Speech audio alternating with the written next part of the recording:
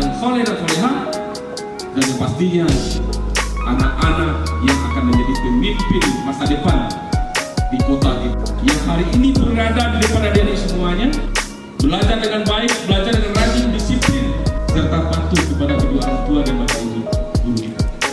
Mudah-mudahan adik-adik semuanya semangat belajar di sekolah kita ini, dan kepada adik-adik yang berkesempatan untuk mengikuti kegiatan-kegiatan ekstrakurikuler, mari ikuti kegiatan-kegiatan ekstrakurikuler, kegiatan pramuka, kegiatan OSIS, dan kegiatan ekstrakurikuler lainnya.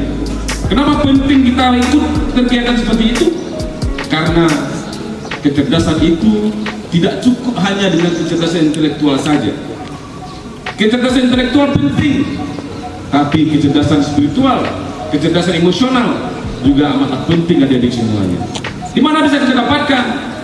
Salah satu ruangnya adalah di pendidikan ataupun di kegiatan ekstrakurikuler yang ada di sekolah kita ini. Mudah-mudahan adik-adik semua menjadi orang-orang terbaik dan mendapatkan masa terbaik, masa depan terbaik di bangsa kita ini.